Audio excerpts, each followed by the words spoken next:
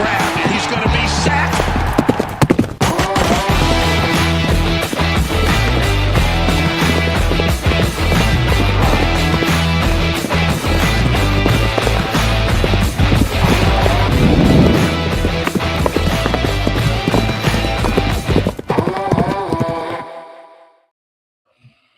All right, Broncos country, we are back with it. Horsepower Hour. We got a great show slated for you guys tonight. Let me go ahead and introduce all my friends, and then we'll get started. But we got Kodiak from Kodiak Broncos Podcast, Mark of Marky Sports Denver. We got Jeremy Sean of Broncos Unbridled. And most importantly, guys, we got the Wheel of Chaos. We're bringing back the Wheel of Chaos. It's not going to be for mock drafts this week. We got a really fun exercise. So y'all be sure, get in here, subscribe.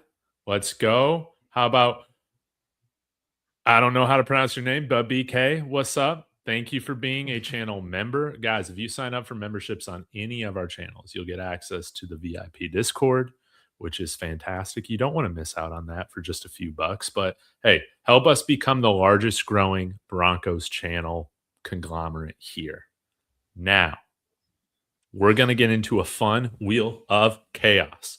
We're going to go position by position.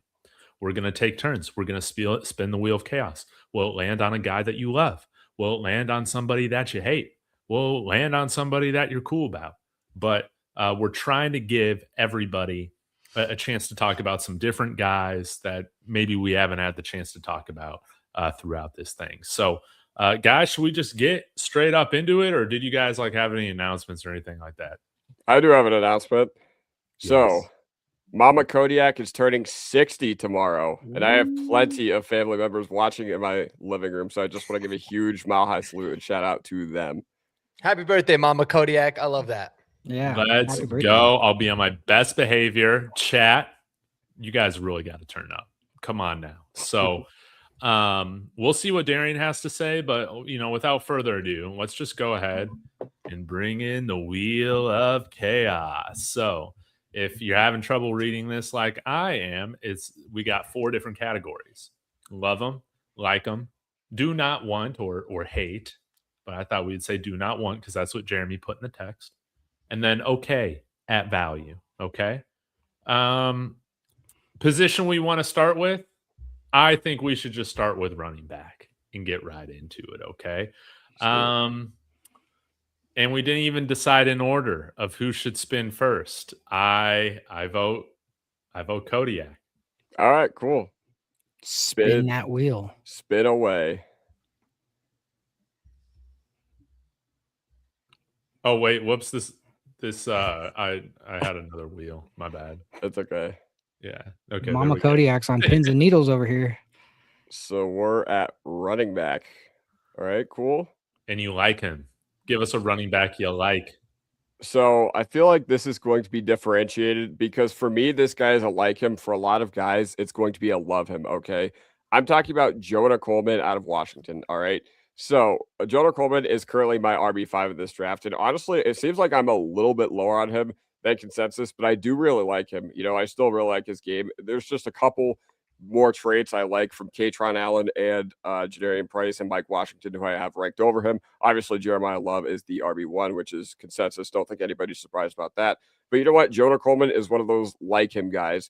The reason he's a like him for me is because I don't think he's realistically a guy that I could get behind at 62, because when you're picking at 62 at the running back position, I think you need a true difference maker. I don't think Coleman can project to be that, but I think he projects to be an upper end level Tyler Binet guy. And that's not an insult. Like, I know people will hear Tyler Binet and just want to puke, but I promise you, okay, I promise you that is not an insult. He was a heck of a player at Washington and Arizona. And hey, if you go for analytics, you really, really, really like Jonah Coleman. Okay. If you go for missed tackle force metrics, you also really like him. Heck, he's a really good pass blocker too. I just think he does cap out at a certain role in the NFL. Not to say that I think he has a low ceiling or anything like that, because I think he's one of those guys that it wouldn't surprise me if he became, a bell cow, a true workhorse, because I think that is the upper echelon of his ceiling. But you know what? I think he has a lot of really fun traits that I think teams will really love. Right? Good receiver. once again, very smart player. He's a captain. Broncos, for better or for worse, always seem to go for that. So yeah, you guys, I know you guys love Jonah Coleman, but I'm on the like end of the spectrum. Oh, you're killing me. You're killing me. I don't love him. Dude. I was gonna say I like him as well. No, You say you like him, but you just said that he's a better version of Tyler Bidet, man. I don't know. Listen, like I said, that wasn't meant to be an insult, okay? I know a lot of people comp him to Mark, you said this in your NFL Mark Draft channel. You said that you comped him to Algier type, and that wasn't a backhanded compliment. Now, Algier and Bidet, completely different. I get it, but no. I think about it. I should have said he's like a Tyler Bidet, but could actually be good. All right. I love it when I always Tyler love it when you hit Bidet. him with he's Adam Troutman but doesn't suck. You're like, perfect. you're like, Yeah. then I don't know what he did. What he is then. Yeah, you're like, all right, so he's not Adam Troutman. Sweet, love that. Okay, for the sake of argument, I love him because I got a couple stats for you. 551 attempts, 2 fumbles, 88 targets in his career, 1 drop, man. I love him because he doesn't have negative plays. That's why you guys should move him over into the glaze me category. So that's all I had to I'm say. surprised, actually, David, that you love him so much because he doesn't have a RAS score because he elected to just not participate in anything. But I'm pretty sure his RAS score would have been like under 5.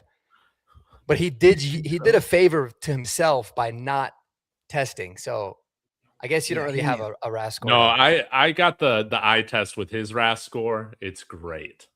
It's awesome. great. I love it. But man, I think it's just respect my co's and me on the love Jonah Coleman train. That's okay. That's okay. Mm-hmm. We are prophets in this fan base, and prophets are often hated. So 5'8". We would have the shortest running back room. Hey, I'm 5'8". arguably. I'd be all for it. Especially with Deuce Vaughn there. But we don't want you what, running 5'5"? for us, Kodiak. 5'6". true. Yeah. Yeah. Okay. Any other thoughts on Jonah Coleman? I think my thought on Jonah's really good, and I think we're getting so caught up because he kind of fits the mold of the type of running back that we want, right? We're looking at a powerful running back, but I think it's always important to just want somebody that you feel like is just going to be really, really good. And I think Jonah Coleman can be super good depending on where he's drafted. But to give you an idea, and this pains me to say it because I hate the Cornhuskers, but I think Emmett Johnson's a better running back than Jonah Coleman is. But I don't necessarily think he fits exactly what the Broncos would need, right? With that bruiser and somebody that's just kind of solid, Tyler Algier, like I said. So, I do like it. Could I say I love it? I wouldn't love it, but I think it would be a really solid pick. I'd be good with it. Mm-hmm. Mm-hmm. Really solid. Hey, what's going on? Navajo Nation tuning in. Greatly appreciate it. All Broncos fans are welcome here. Thank you, Nando Magic, for tuning in. Means a lot. Okay. Who would like to take their turn at the wheel of chaos next? Mark, Jeremy? Go ahead, Mark. You're counterclockwise. Or you're clockwise. Let's keep it all in order. All right. That sounds good. So this good. is 62? It doesn't matter. We're sticking on running backs. Ooh. Come on. Oh, okay at value. Okay. I'm okay at the value. I would say I would be okay with I was going to say Katron Allen, but Darian took it in the chat. I don't want anybody to be like, you're just taking what the guy in the chat said. So I'm okay with Seth McGowan here. In the later rounds. Do we have a 6th round pick? Yeah. No. We have 3 7s and a 5th. I take him in the 5th round at the earliest. 2 4s. That's when I would be fine with Seth McGowan. Obviously, the off the field stuff is worrisome, but I do think he's damn good, man. He's a really fun, kind of exciting running back. Got a good size of blend and power. I don't think the Broncos would do it just because of the off the field troubles, but it seems like he really got his life together. You got to give him a lot of credit there. So I would be okay with the value of Seth McGowan at the 5th round of the earliest. I don't like it at 108 or 111. So what are you guys' thoughts on Seth How do you feel McGowan? about Katron at 108, 111? I would be okay with. I would actually like it. I would like in the fourth round is kind of where I want to see a running back go.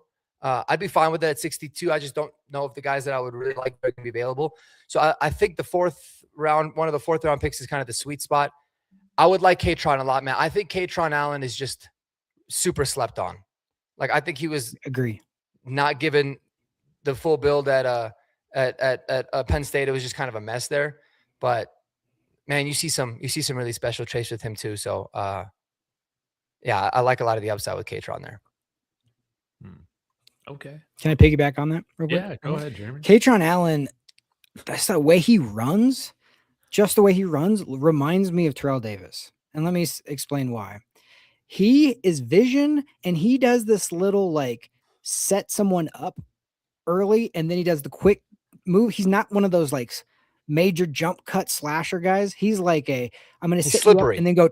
He's slippery. Yeah. He'll set somebody up, like he'll lean and then he'll burst past them, and that's so what Terrell Davis always used to do. And you go, why aren't people tackling him? Because he's too strong to arm tackle, and they don't get a good angle on him. See, my dog agrees. They can't get a good angle on him. And yeah, I just watched him and I was just like, man, I just like the way that he sets it up. He's not like so explosive, but he's really good at protecting the football, and just that running style just reminded me of him so much. Yeah, man, you get me more excited about Katron Allen just hearing about this. You know, similar to, well, we'll get to some of these other positions of need later in the show, but running back's one of those groups where even if you're not the best fit for the team, I'm going to be happy we selected one because you're so much better already than Jaleel McLaughlin and freaking Tyler Bidet. So, yeah, if you can get Terrell Davis in the fourth round being Katron Allen, that would not surprise me. It's okay, Mikey. You're going to come around to this. You're going to come around to Katron Allen when we select him right there at like 111, man. It's going to be I feel like Respect My Cause is definitely confusing Singleton with Allen, because Nick Singleton reeks. He is garbage. I'll tell you that. So maybe he's just getting the wrong Penn State bag. I'll give you the benefit of the doubt here, Mikey. I got you. Yeah, Aaron doesn't like the Penn State backs. I mean, for having so many NFL guys, man, it's crazy that Penn State just kind of went off the rocker this year. But well, they their offense was really predictable, and so it's like everybody knew what the deal was. It was like, is it going to go to Singleton or is it going to go to Allen? But it wasn't like they were going to be mixing things up really well and having these big lanes and all that. So for what he did with the team he was on, I thought he did really well, honestly. Yeah, I thought Singleton just fell off a cliff this past year. I thought he was not good at all. But, you know, you watch him 2024, it looks like there's a lot there. That's why he's still my RB6, because I feel like he's got a sky-high ceiling, you know, just based on everything you've seen. You know, I think he was probably going to test well before he broke his foot, but then, I don't know, basement floor. So I get why people could be scared. Oh, yeah. Tell us about this, man, when you first discovered Katron Allen, man. So I was watching the Bishop Sycamore IMG game, you know, on FaceTime with my friends, you know, about a month and a half ago. I think I told you guys about this. And there were plenty of guys who you guys would recognize. Jihad Campbell, Tyler Booker, 9 at quarterback, and Katron Allen had 150 yards and 3 touchdowns against Bishop Sycamore in the first half. That's how I knew he was going to be a monster, when he went off against Bishop Sycamore. Look at him now. We got the chance to get him. Yeah, shout out UCLA for beating the great Penn State. But Aaron brings up a good point. I get scared when backs fall off a cliff. Reminds me of Ollie Gordon. I have no idea how Ollie Gordon did this past year in Miami. Did he do half decent? He was like a goal line guy. He had a few touchdowns. Yeah. I know that because I bet on him once anytime touchdown scored. I happened to guess the right game, so it worked out. Oh, let's go. Let's go. So. All right, let's get back to the wheel. We got a couple options left. The extremes. Yes, let's see what we got here, Jeremy. We got 2 left because we got Lycum gone. So glaze him, do not want. Let's go. Spin.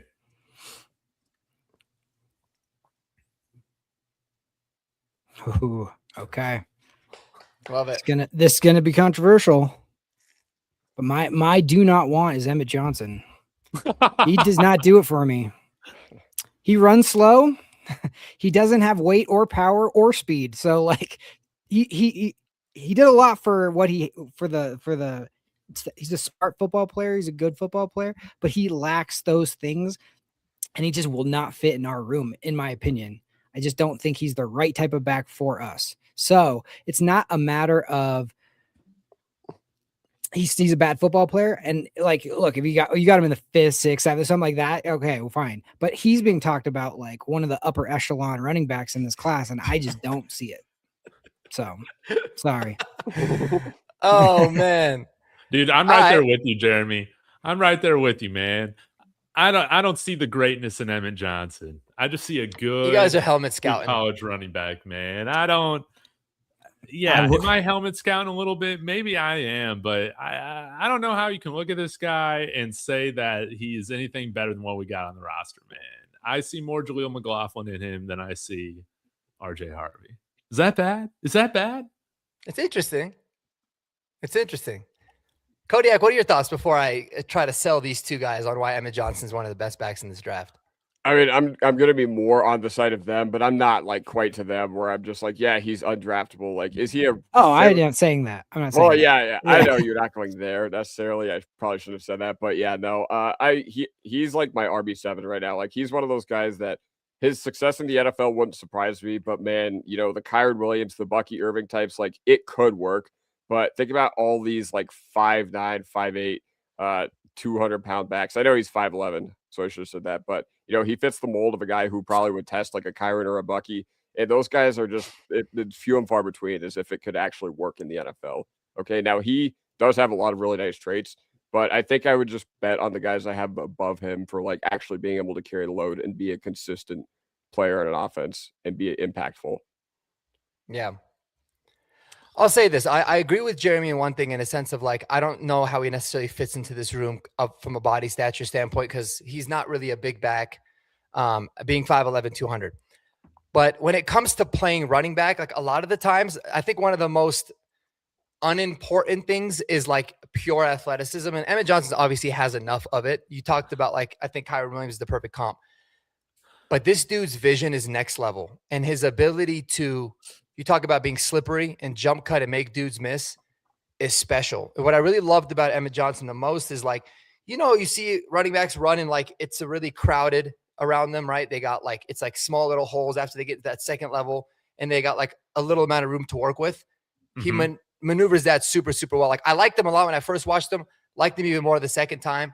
And then you start to look at like some of the analytics that I think make the most sense. Like missed tackles forced is something that I think is a really nice trait to have. He's 9th in the nation, 68 missed tackles forced. And then to add to it, he's gotten better every year. He caught 46 balls this past season, caught 39 last year. He's super well-rounded, man. I don't know how he is in pass pro, but it would shock me 0% if he was the second best running back in this draft class after Jeremiah Love in terms of like productivity. Because I think he just like, I think he translates, his game translates perfectly to the NFL.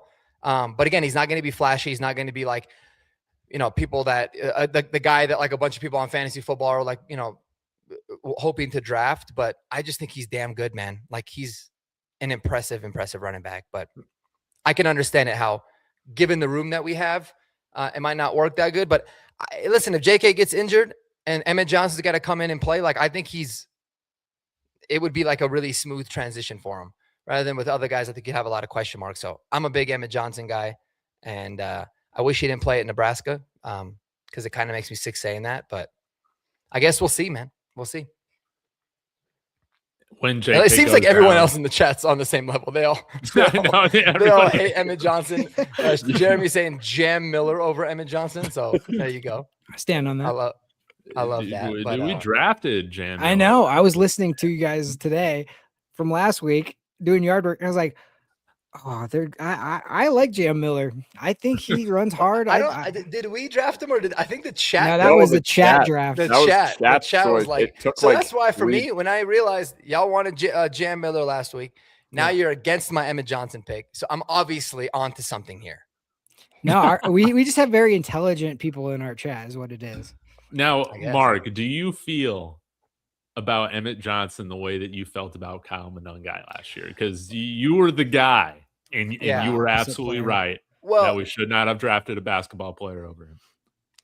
I think this year's Kyle Monangai is Kalen Black. The reason it's so different is because I knew Kyle Monangai was going to go on day 3 late. I knew it. Like, I didn't want Kyle Monangai necessarily in the 3rd round or in the 4th even, but I was like, dude, this guy's going in rounds 5 through 7, and he's going to be the biggest steal. Emmett Johnson, it's tough because I believe truly, just based off of like watching him, I don't even know if he'll be available at 62, man. Like, I think there might be some teams out there that really love him, depending on the system they're looking for. But at 62, no. Like, I don't love him like I loved Kyle Monangai, but like in the 4th round, yeah. So it's a different scenario there. But I see a lot of similarities, man, in the sense of like Kyle Monangai was much more powerful. Emmett Johnson's a little bit more shifty, but both guys just rarely take negative plays. The vision is really, really good. So I like that when it comes to backs. Like, some people will fall so in love with the traits of the combine, but they're like, this guy can't see anything. Like Nicholas Singleton's a perfect example, right? He's got all the tools. Yeah. But I just felt like, man, is this guy blind? Like, can he not see anything? Because I thought maybe the fall off was he had some sort of an injury or something he was dealing with. It seemed like he was just not seeing anything and reacting to stuff. So that's kind of where I'm at. But I'm with you though. Vision, I think, is the most important thing for a back. yeah, and again, I think Emmett Johnson, you can make the argument, might have the best vision of all the backs in this class. Yeah. And sometimes it's always. not surprising, because if you're not a special athlete, like if you know you're not just an unbelievably good athlete, you kind of have to have really good vision to be productive. Like, he had 1,500 yards, 1,450 this year. And sometimes, like, to have that kind of production but not be this special athlete, it's got to be because you're seeing things well, you're reacting well. So it doesn't mean that like Emmett Johnson is going to be better than Jeremiah Love. By no means am I saying that, because Jeremiah Love is just special. But he really might have the best vision in this draft. It's an argument to have. He would, and for my opinion, he would require big holes and then have great vision. He couldn't do that with a bad offensive line. Like, he doesn't have the ability, the athleticism to do that with a bad offensive line. So if he got drafted the right place, I could see it working. But especially for our room, it just doesn't make sense. Like, you need to create a little more. And he's, like you said, he is good when he gets open space, but he's not going to turn a bad block into like 60 yards. That's not him, in my opinion. Yeah, no, he's not a take it to the house, break it, burner type of guy. But you've seen that style running back work a lot too. Hey, PD Swag, this is funny. Most likely your buddy's probably on the highlight film that Kodiak dropped last year on Caleb Lohner when he dropped the film review on him. Dunked on. So he might be in that. We should go back and check. Be like, hey, man. Yeah. That would be hilarious if he was. Man, that's cool. Yeah, played against the great bong hit pick of Sean Payton's tenure here. We'll see if that's one-upped. But, guys, it's my turn to glaze a running back.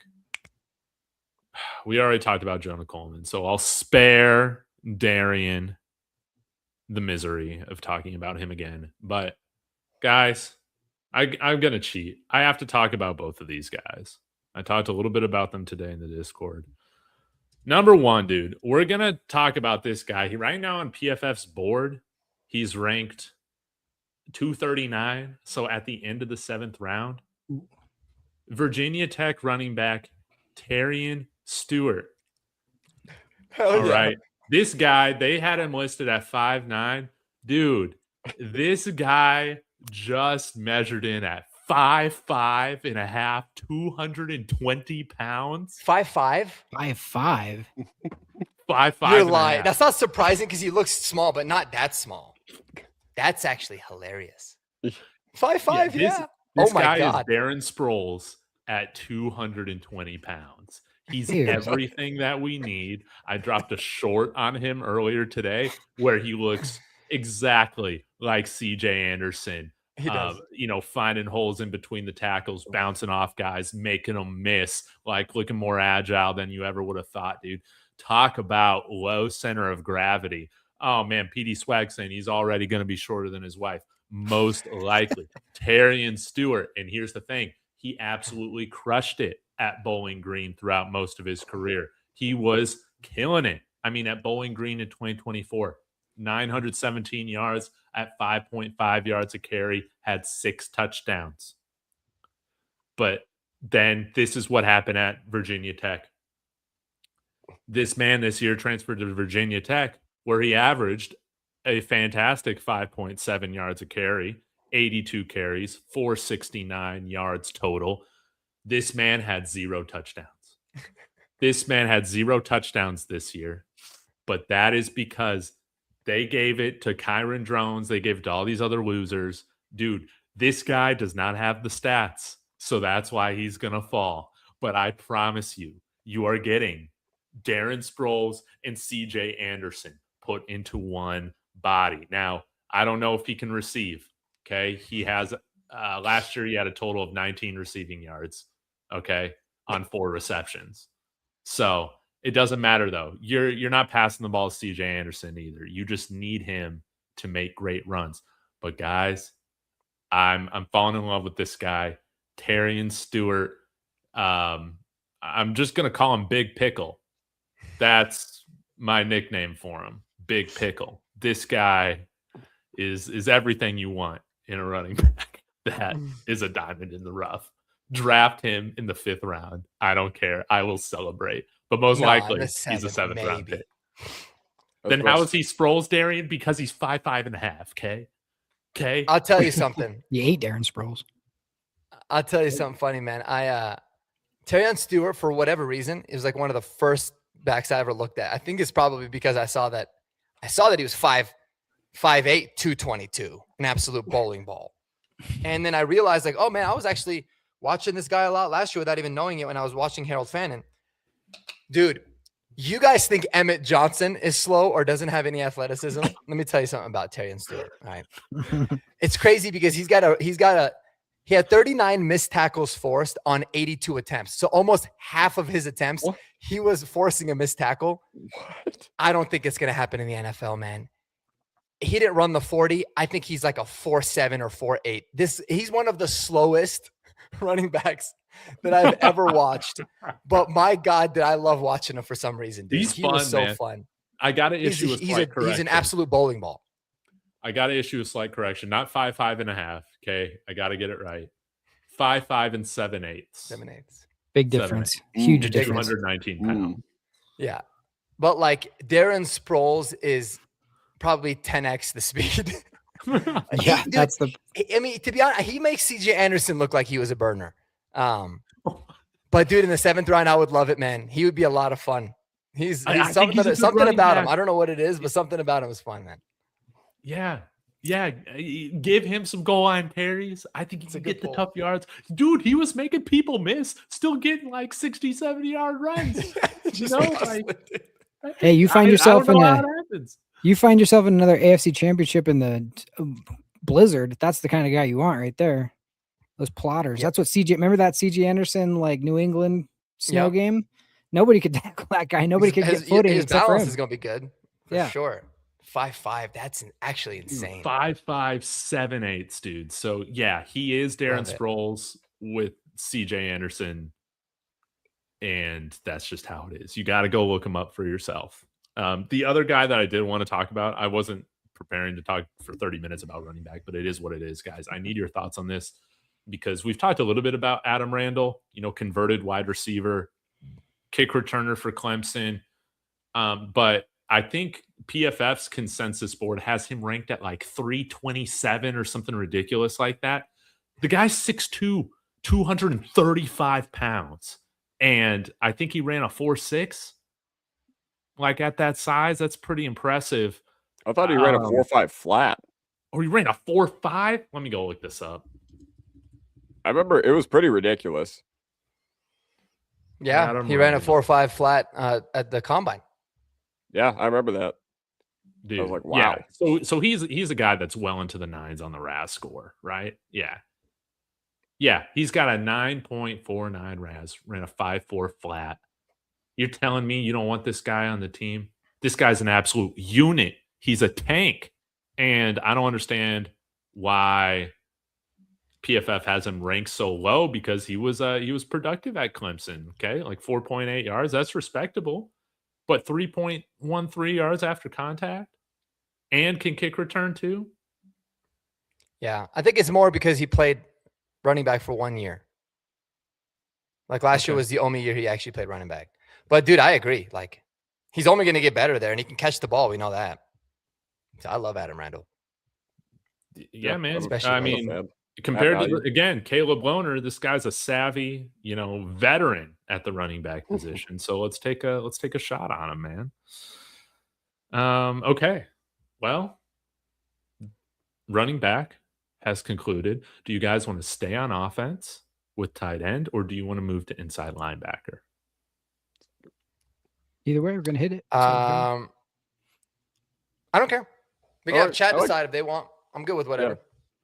All right, chat. While I'm loading up these names, you tell me tight end or linebacker next.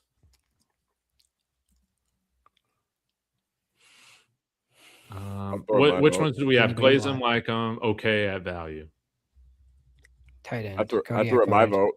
vote. All right, let's go tight end. Kodiak voted. All right, we got tight end. Dude, let's go. Thank you, chat. We're not asking the chat anymore. You guys There we aren't go. quick enough. There we go. There's a delay. All right. I know we went with you first time, Kodiak. We're not going to go with you first this time. That's okay. I say we go with Jeremy. Yes. So we're going to do that. Spin it. We'll see what we find. So the tight end position, we got like him. Like him. All right. Let's see. Dude, I had 3 options in the like him for tight end. This class, I like this class. The 3 guys I had all kind of could have gone either way. John Michael Gillenborg, Dallin Bentley, and Tanner Kozil. I like all 3 of those guys. We'll go Gillenborg just because got to pick one. So I think he visited with the Broncos, right? Or he's gonna. Yeah, They say something today. He did. Sorry, Wait, I no. okay. Wait, I thought it was Fabata, the other Wyoming tight end. Oh, but maybe. I just saw the thing. Wyoming tight end visiting Broncos or something. Oh, so I yeah. assumed- I It's didn't the know Wyoming tight end that's only played 1 year of tight end. Nice. We have a type. That's the new I guess. Caleb Lohner, brother. I guess we have a type. But what were you going to say about Gillenborg, Jeremy? Oh, I was just gonna say they brought in the other Wyoming tight end to ask about Gillenborg. That's the smart move right there. That would be. Playing 4D chess over here. So he's 6'5", 251. And what I like about that guy is he's deceptively fast. Like he has this weird running style, or like after the catch, he like leans way forward when he runs. If you notice, like most tight ends are like these huge, upright, gonna take a hit. They're every time they get hit, you feel like their knee's gonna explode or something because they're just so like tall and lanky. This dude is like hunched over, leaning, but like he's like slipping past everybody. I think he ran like under a 4.5 40 at the combine, like super quick. And I just great hands too. He's just one of those guys that isn't getting talked enough about, I don't think. And I could just see him. I'm not going to call him like a Travis Kelce or something like that, but like he's slippery, can like a guy like that.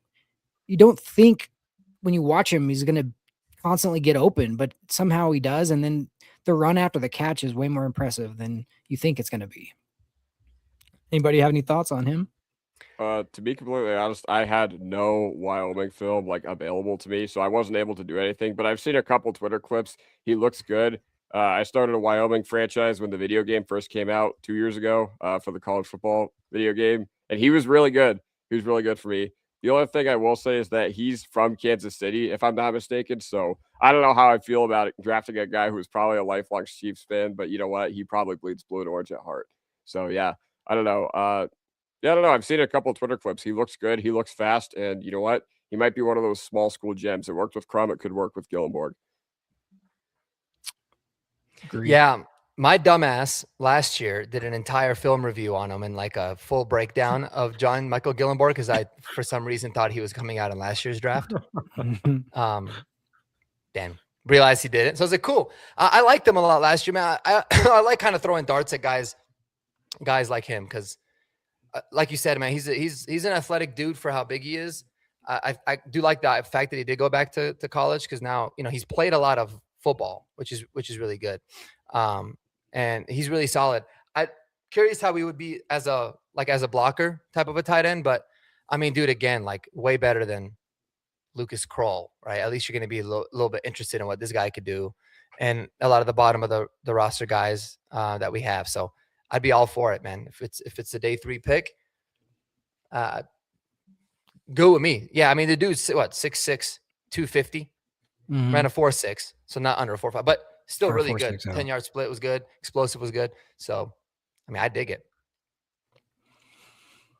I mean, David, you're the college guy. You know, did you follow Wyoming? Do you know anything about Wyoming at all? Not like, much. did they not throw the ball a lot? Does the quarterback suck?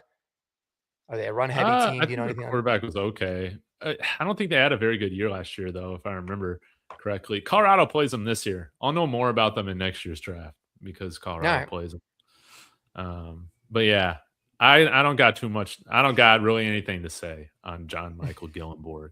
Other than that, I need to go watch him. I just saw him at the combine. I go, who's this guy? He impressed me. And then I started looking at his tape and I go, oh, he translates what I saw at the combine translated well to the tape. So I was like, okay, I can see this guy. All right. Mark, we're going to go with you. All right. Let's do it. Give me something fun, man. Give me something fun. Oh, no. Opposite of fun. Okay. Did I get okay at value again? Is that what I got last time too? Is that what you got last time? We can do it. We can do it again. No, that's cool. I'm good with it. You're good with it? We're actually doing it again. You don't have to. Do not draft. Yeah, give me the do not. Oh, this is so tough to choose between these two people. All right. I'll mention the other guy, like the because I think we all agree that he's just an absolute do not draft. But I want to see the comments go a little bit nuts. But I'm absolutely 100% do not draft Michael Trigg. I do not want him anywhere on my team. Period. That's it. Like, I don't care if he's a really good athlete, even though his athletic numbers after his pro day really sucked. He kind of didn't do anything. The dude does not block. He hates blocking. He got kicked out of 3 different programs in his college career. Those kinds of things, it doesn't matter. Even if he was the most spectacular athlete, they never translate well to the NFL. He's not a spectacular athlete. I'm 100% out on Michael Trigg. I don't want to see him. Even if it's the 7th round, I'm good. Take a flyer on somebody else. I don't want Michael Trigg on this team, and I'm hoping the Broncos feel the same way. He didn't get kicked off this year, triggered. Right? Huh? I said he didn't get kicked off Baylor this year, right? Well, yeah, it took him 3 schools, It took him a while. So he finally learned his lesson. But yeah, I mean, he went USC, I think Ole Miss, and then Baylor. Yes, USC, Ole Miss, then playing in Baylor for the last couple of years. But like, here's the thing. Like, it's one of those things. Listen, if you're not a good blocking tight end in college, I'm good with it. But if you suck at blocking as a tight end and you clearly look like you don't want anything to do with blocking, and then you also quit on a lot of routes and you have a lot of Jerry Jeudy as a pass catcher to you, big no thank you to me. So that is absolutely my do not draft prospect. Any thoughts on Michael Trigg, guys? I do. Who was Go ahead, David. Yeah. So I love the athlete Michael Trigg is, man. 10.5-inch hands. Dude, when you have 10.5-inch hands, I mean, that's got to be close. Maybe not as big as Kawhi Leonard hands, but man, you got some mittens, man. You should not have 7 drops. Yeah, he had 7 drops this 12% year, drop rate, dude. When you got 10.5-inch hands, that's inexcusable. If we pick him, dude, I'll still be excited about it. But Mark, he's got red flags all over the place. You're absolutely right, man. Yeah, this guy's got the biggest bust potential out of all these guys, probably. Yep. You want to hear something hilarious? Trigg, he fluctuates every day in my rankings. Right now, like a week ago, he was probably my tight end 5. Okay. The reason he was so high on my tight end board is because there's a very thin line between oversized wide receiver I don't want, like RJ Maryland, and then there's oversized wide receiver I do want, like Michael Trigg. He had the highest ADOT in the class, so he's a legit vertical threat. He had one of the best missed tackle rates on receptions in the class, which lets you know that he's a legit, like, field stretching tight end. And also, he had the highest ADOT in the class, okay?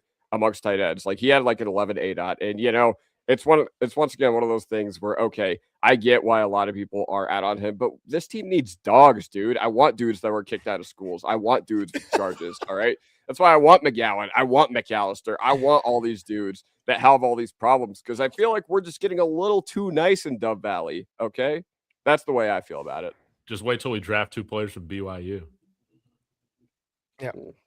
In Utah. I know. That's how it's going.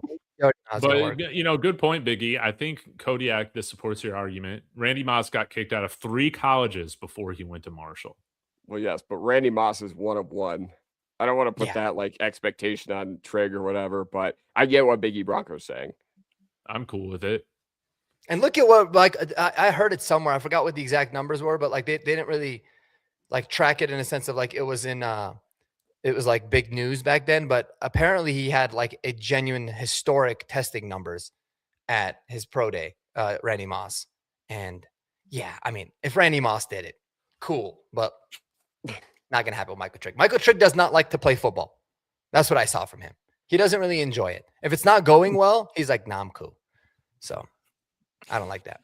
Not a big fan of it. But hey, knowing my luck, dude, we're going to draft Michael Trigg.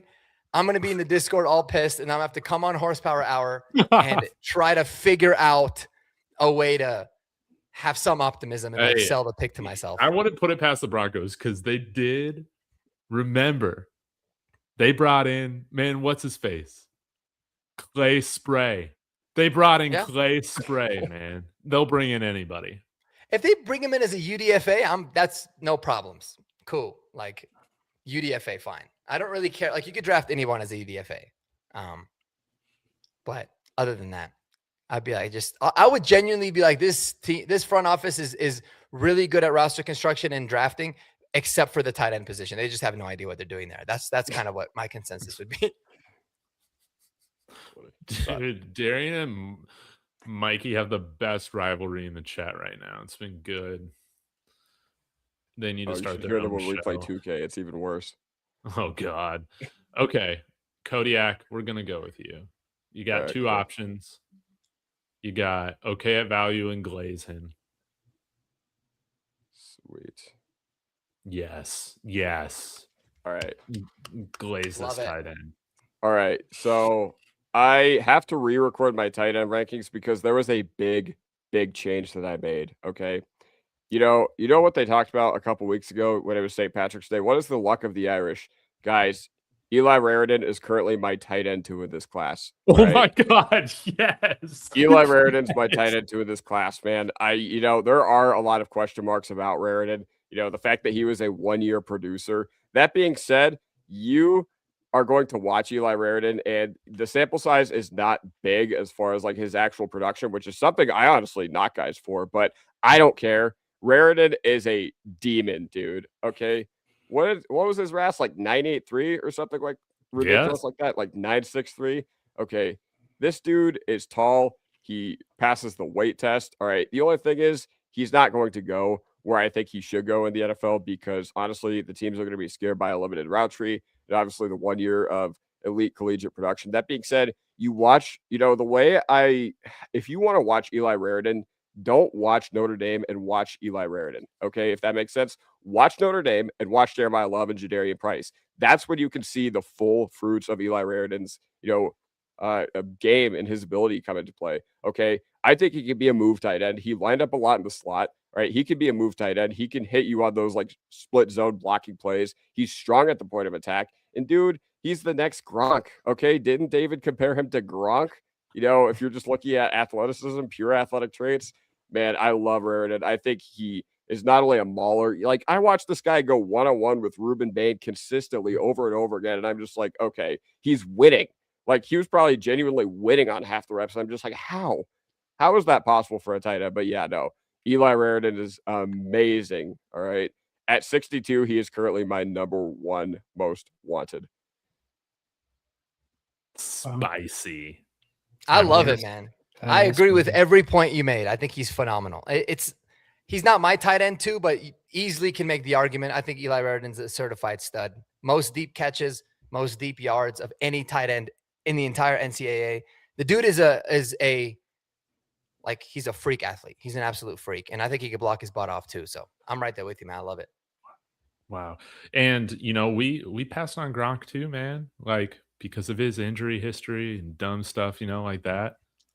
Let's not make the same mistake, right, with Eli Raritan. Who cares if he tore his ACL 4 or 5 years ago? It was 4 or 5 years ago, man. Yeah. So, Yep.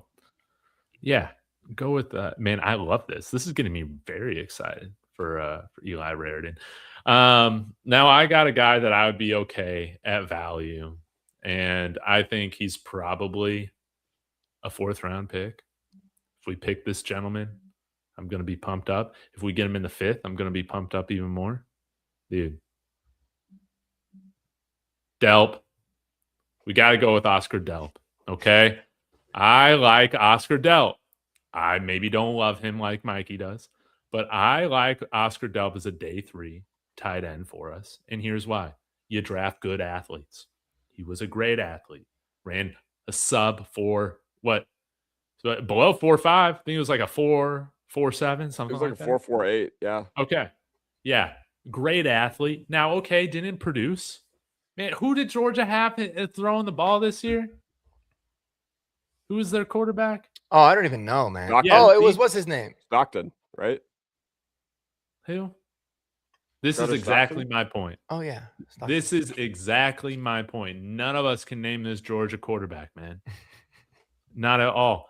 This man played the entire season with a hairline fracture in his foot. Now, I really just want to say he played the whole year with a broken foot.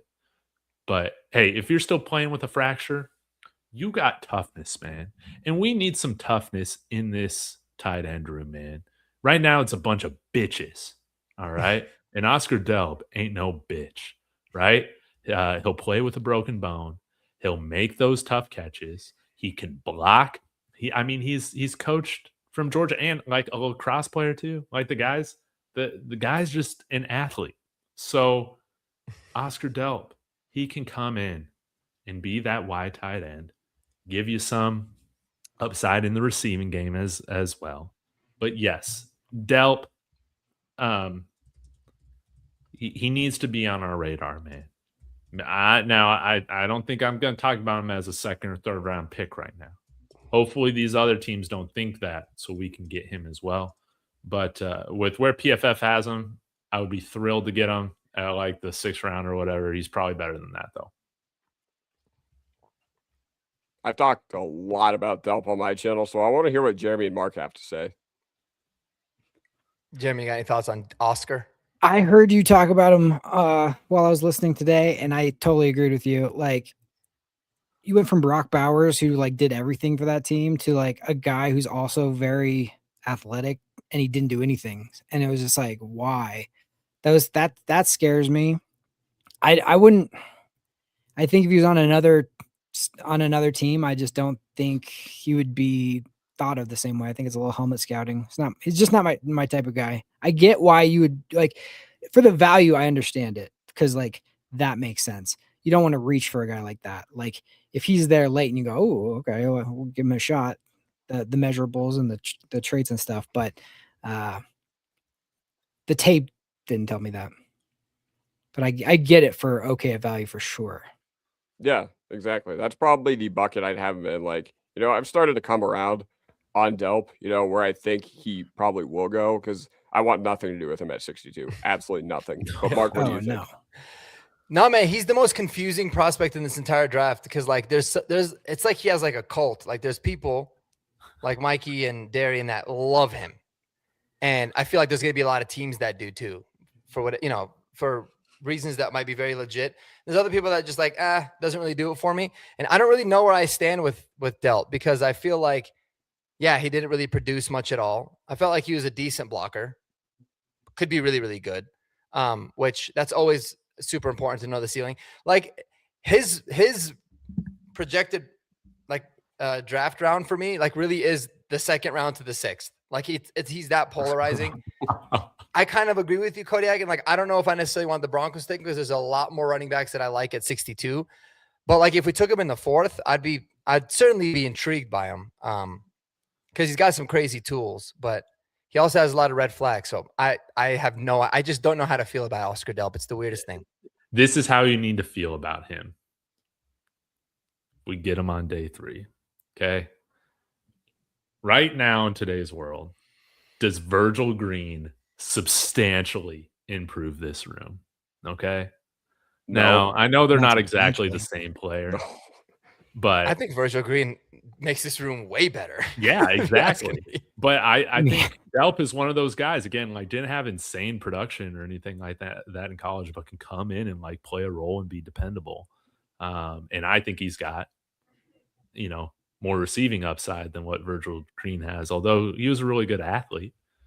But yeah, we need some guys that just have toughness to them, man. So yeah, we need, I don't know how old Virgil Green is now, but if Mercedes Lewis can come back, dude, Virgil Green can come back for a training camp this year. He's got to be old. Oh yeah, this year's going to be his breakout year, right? Right? Virgil? Yeah, this year's going to be his breakout year, right? Well, it was. He's 37, man. He's 5 years younger than Mercedes Lewis. That's crazy. 37, yeah. The weirdest thing about that draft, because we took Julius Thomas and Virgil Green in the same draft. I think Virgil in the 7th and Julius Thomas in the 4th. And I feel like I remember, and guys, correct me if I'm wrong, but I feel like I remember everyone was saying that Julius Thomas was like the guy that had the blocking upside, and Virgil Green was a really good athlete because he tested his ass off at the combine. Yeah. And it ended up being completely the opposite. Like Virgil Green was one of the better blocking tight ends.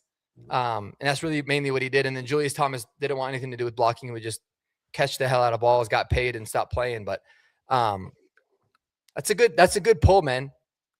Virgil Green's a really good pull for Oscar Delp. Dude, I love Virgil Green. And imagine if he went on Twitter and said he's one of the best blocking tight ends, most versatile tight ends in football, man. Maybe he has. It would make more sense. Yeah, it would make a lot more sense. It definitely would. I saw Virgil Green walking into Park Meadows one time, and I gave him a little head. Hey, what's up? And he was just like, "Oh, is hey." he Nobody a big else. dude? I mean, he's yeah, he's humongous. measured in like an absolute unit. Was he But a unless BYU you're like, guy? unless you're like deep into the Broncos, like you wouldn't Nevada. recognize him. And so, like he was just like by he's with his girlfriend or whatever, and it was over by like the restaurant area, like Yard House or whatever. They're walking over there, and I was like, "Oh, it's Virgil Green." My wife's like, "Who's that?" How the hell did you know that? Yeah, there's a lot of that. Yeah, Like when I recognize Adam Prentice, somebody's like, "How did you know Adam Prentice?" I'm like, dude, this is like what I do all the time. It's really bad.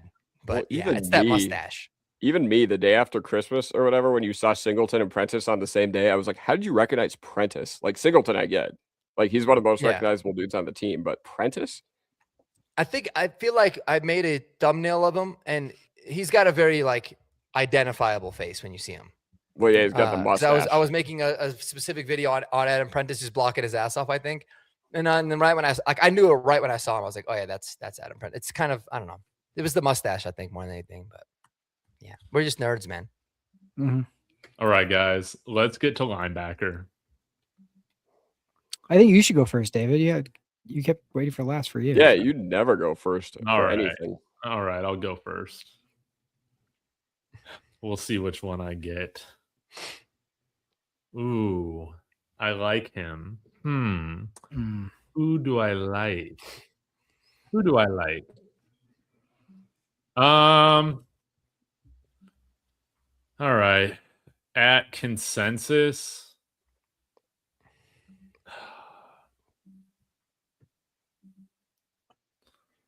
Okay. Number 66 on the PFF board. I like Josiah Trotter, man.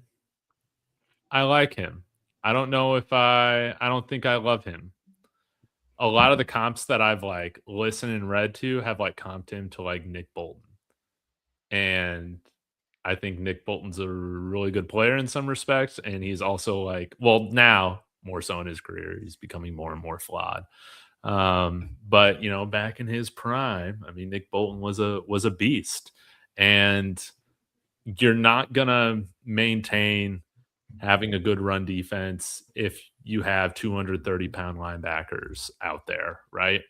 Like you need some guys that are big, thick, and about that life. So I like Josiah Trotter. He also has NFL DNA in him, which I think it's something. It is something compared to like I feel like in the NBA that doesn't mean anything, but in the NFL it does to me. And I like Josiah Trotter, and I think he's got the athleticism to show that he can grow in some of the coverage stuff.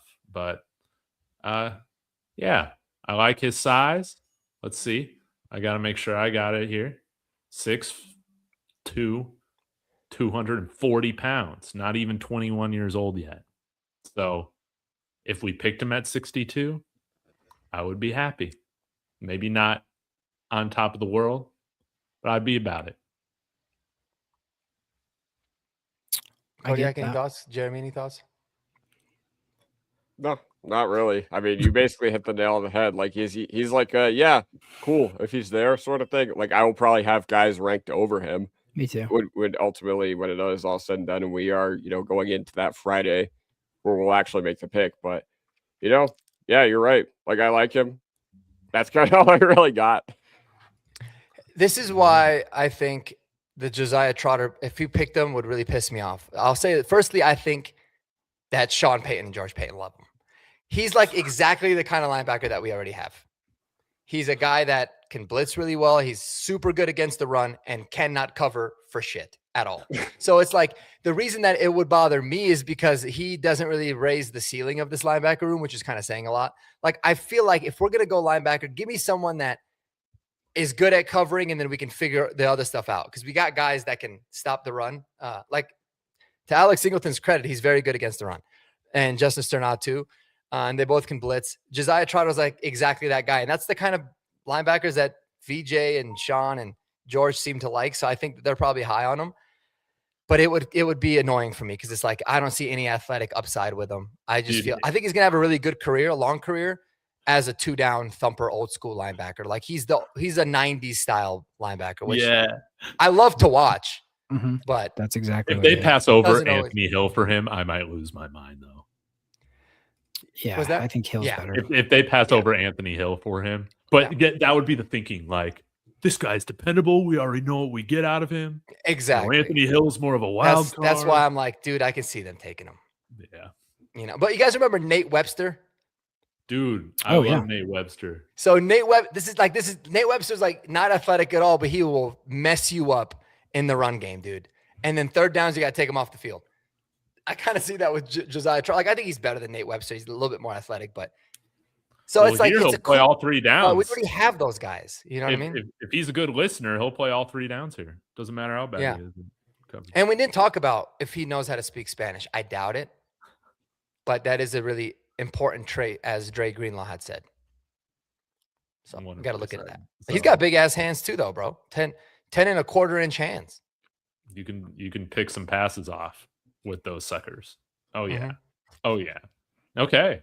So Josiah Trotter, we like him. Seems like we're all in agreement there. And we're not overwhelmed or underwhelmed. We're just whelmed by him. Yeah. Well, I gotta say, I'm very interested for who gets the do not draft because again, like it's got to be something real bad to not upgrade this room. You know what I'm saying?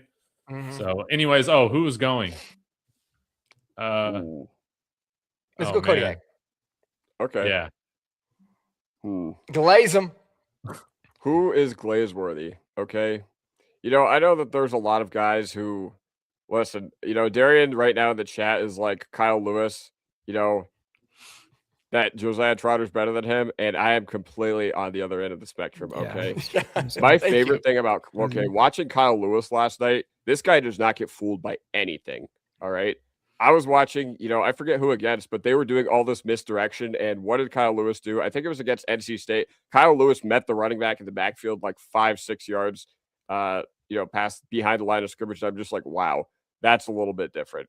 And yes, I think there are guys I like a little bit more than Kyle Lewis, but that being said, I feel like he just raises the ceiling of the room, okay? For the Denver Broncos, I would love a guy like Kyle Lewis because ultimately I feel okay with the fact that I think, you're at least trying to solve the coverage problem that we haven't been able to do for years. And obviously he played that, really interesting role, while he was at Pitt. But you know what?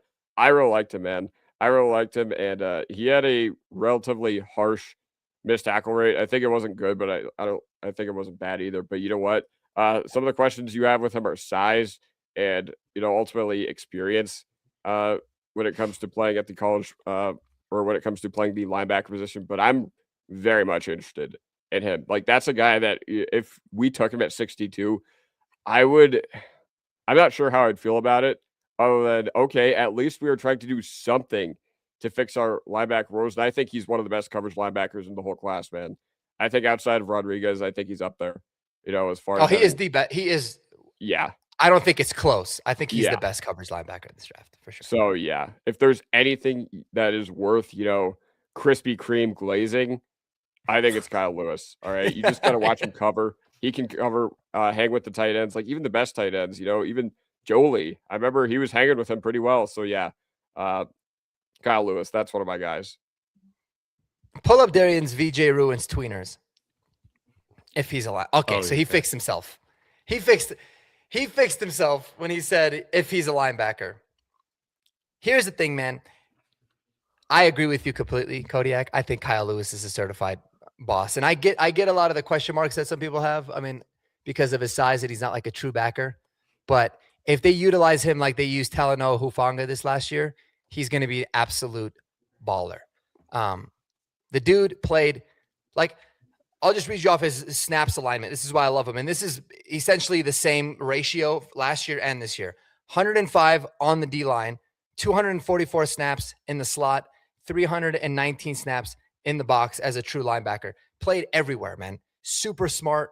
Dude just always be making plays. Like, we don't need a elite run-stopping linebacker. Like, we've got those guys, but this dude could play everywhere, man. I think he's going to be a beast against running backs out of the backfield. I think he's a stud against tight ends. Like, what we need, he's that weapon for us. I absolutely love Kyle Lewis, man. I'm right there with you. You guys are going to think I'm tweaking, but I was watching him last night and he was compared to a player. Now, this player is nuts and he's, one of the trendsetters of the NFL right now. But I saw a little bit of Diet Nicky Manwari to his game. I know that that's a lofty comp, but, you get a guy who can play everywhere, not only just be violent downfield, but also cover guys vertically really well. Now, obviously, once again, Manwari, I don't want to put that expectation on a guy like Lewis, but I think stylistically he's a lot like him. Mm-hmm. Totally. 100%. They're a similar size too, man. That's the crazy part. Yeah. Yeah, I think he'll be viewed by NFL teams as a safety more than anything. Yeah, I'll still be down with it. I'm not picky right now when it comes to those linebackers. Okay. Who wants to go next? Mark, Jeremy? Jeremy, go ahead. Gosh, Okay. sure. All right. Do not draft or okay at value. Give me We okay got value. okay at value. All right. Nice. All right. This is somebody that Chris Sims mentioned, and then I looked into him because I didn't know about him. And then I was like, oh my goodness. Justin Jefferson from Alabama. He's 6'1", 227. And I'm going to give you a comp that's going to excite you, hopefully. He reminds me of a Danny Trevathan. Like, the way he moves, the way he like separates the ball from the ball carrier. Like, I just like the way he plays. He's a little smaller than Trevathan. Trevathan, I think, played 237. He's 227, and he's an inch taller. But I don't know why this guy's not getting talked more about. But I think, let me look up PFF. PFF has him like 400 or something like crazy low. And I don't think that is accurate at all. I like him a lot. Let's see. 432. Dude, so he gets downhill quick. Yeah. Like he's athletic. I think he diagnoses plays really well. And if you can get him in that Danny Trevathan area, I think Trevathan was like the 188th pick or something like that, 6th round. You can get somebody like that back there who can like hit, cover, and is very instinctual and smart. Like I'd be totally fine with the value for him. So I don't know why he's a little bit slept on, but yeah, that's my guy at good at value or okay at value for sure. Dude, I'd be pumped with that. Honestly, either of the Alabama linebackers, I'd be really happy with if we can get one of those guys on day 3. Deontay Lewis, I like too.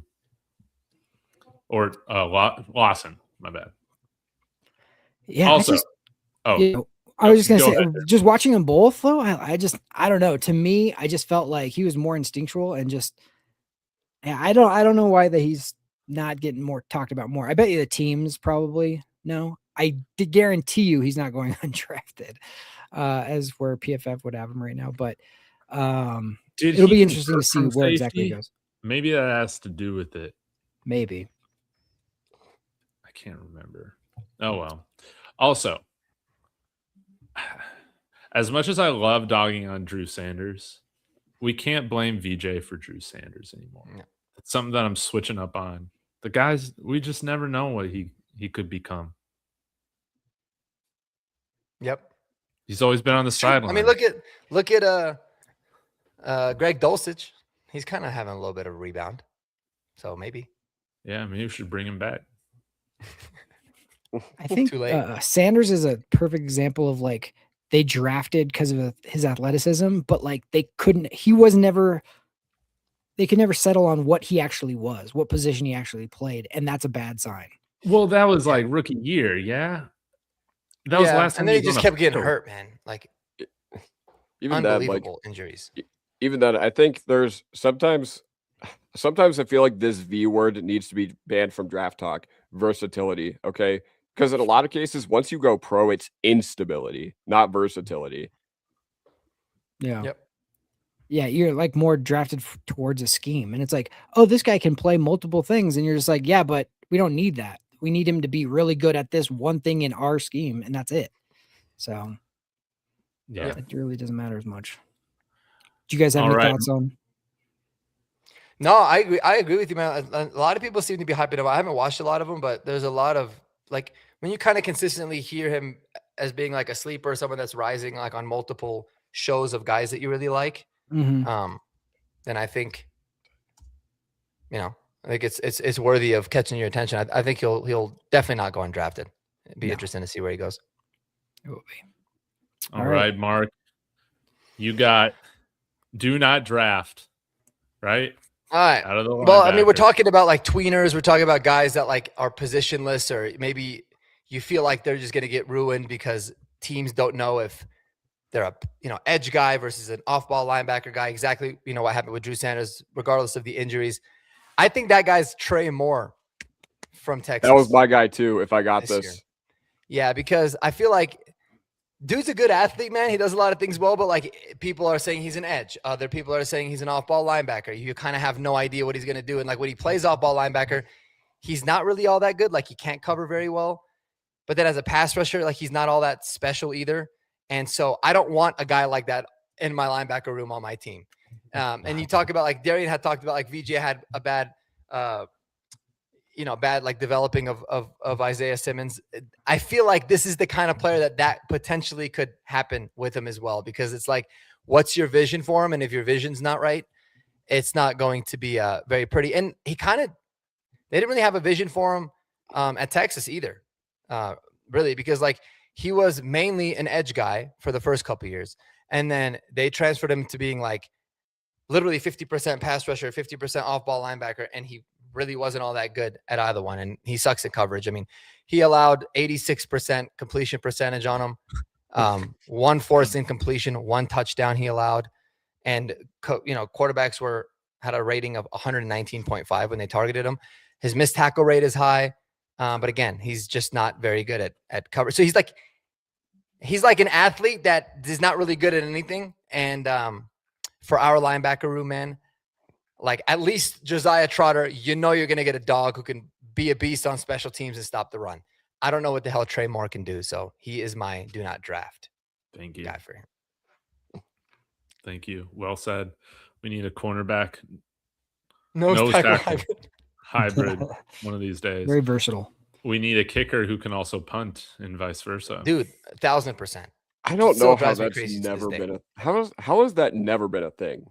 Like you're telling don't me get it. Travis Hunter is playing corner and wide receiver before you have somebody that's kicking and punting. It's mind blowing to me. It's Wasting like a roster spot. somebody who's really good at the long drives, like in golf, but like also a great putter. It's just two different strokes. You know? Yeah, It's but just- like, dude, do you remember like the teams back in the day? I don't think they just had a guy that was long snapping. They'd have like a reserve center or a linebacker. oh yeah, be the long snapper. Like we had a linebacker that was our long snapper for the longest time. it does seem crazy that got you his would like name, but now it's like have that. only like you have 53 guys on a roster. You got to take one up for the long snapper. That's all they do is long snap. It's like Yeah. between those three positions, you can't like consolidate. I don't know. It seems weird. seems I know. It seems like that wouldn't be that difficult, but that's easy for me to say. With all the downtime you got as a kicker and punter, I'll never understand it, man. Yeah, exactly. If you have Shohei Ohtani winning a Cy Young and then being able to hit 50 home runs, okay, you're using the same foot. It's not like you're doing two entirely different skills like baseball either. It's not like you're doing what Travis Hunter's doing, playing two different positions on two different units. Okay, you're using the exact same foot. So I don't understand why one of them can't just find a way to get those coffin corners. Like Brandon Aubrey. You can't take a little heat off the ball when you throw it up to yourself and kick it. I don't know, man. Yeah. No, I fully agree, man. I think it's crazy. You'd be paid handsomely if you could figure it out. Hell yeah. I think It it's would like suck though if you got injured. Then it would That's what really I'm suck saying. because then they got to They're in replace you big with two guys. Then they're like, oh shit, we got to sign a kicker and a punter. We're kind of screwed. But I think Yeah, it's man. kind of like having like a dart player, like a dart. Are they players? I don't know what they're called, but whatever. The guy who throws darts, and also being like, hey, now can you go throw this football as far as you possibly can? It's like it's the same. It's just one is about precision, the other one's like more about like yeah, but think blast about, dude, like radius. think about wide receiver and corner. Like one you're literally backpedaling and one you're running forward. Like it's the complete opposite too.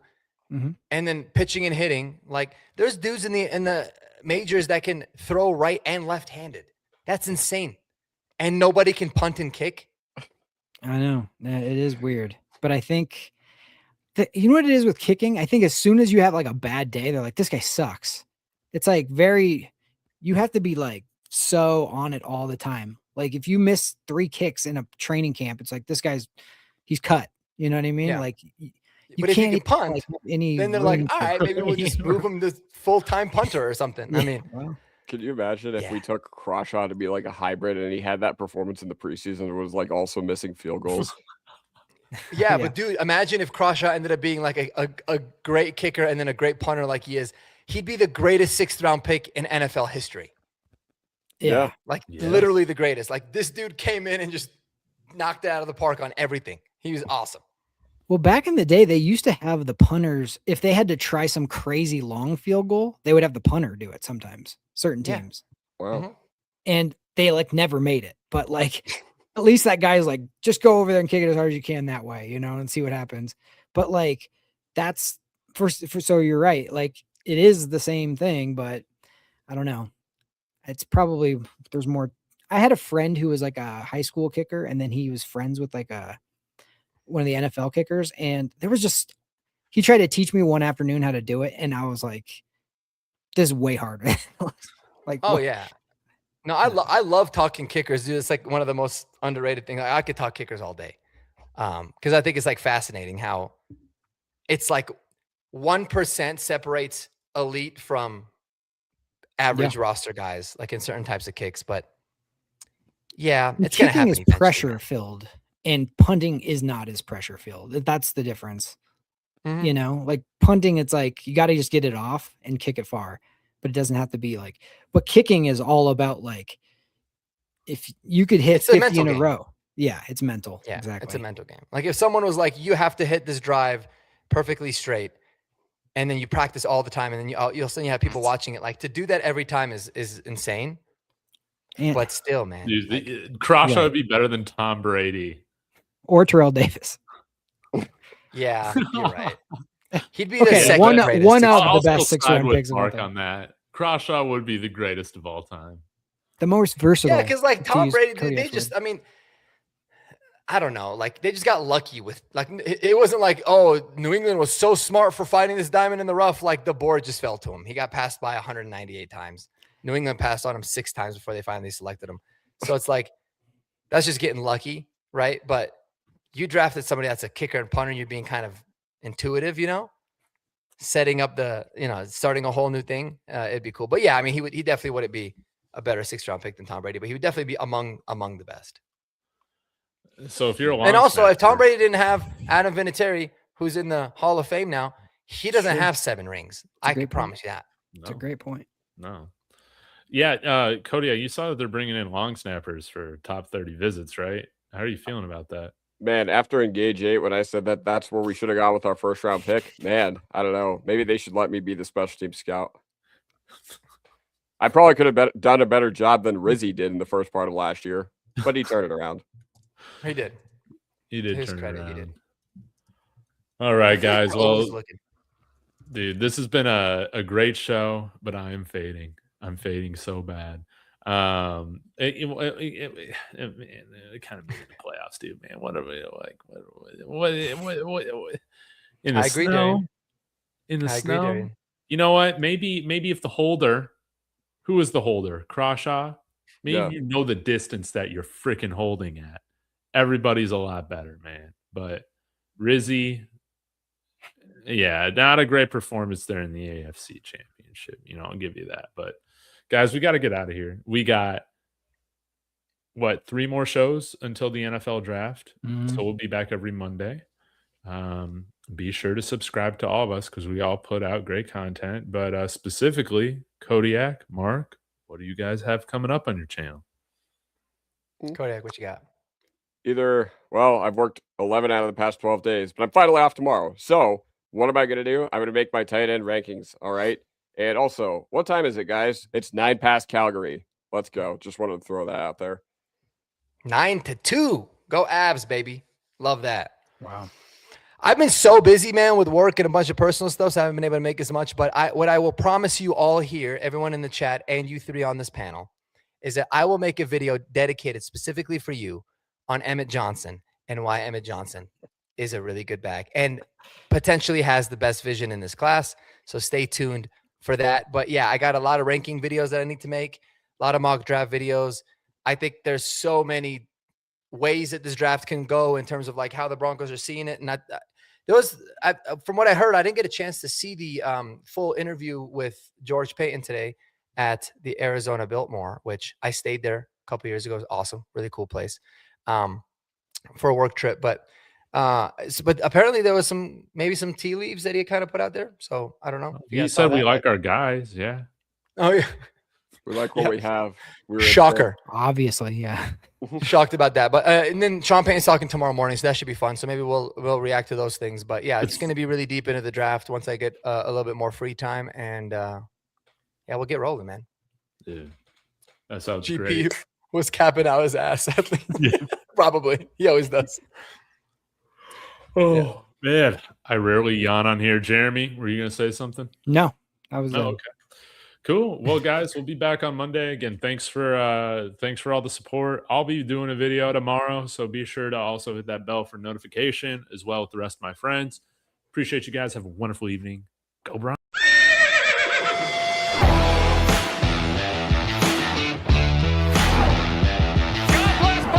That sacrifice is grabbed, and he's going to be sacked.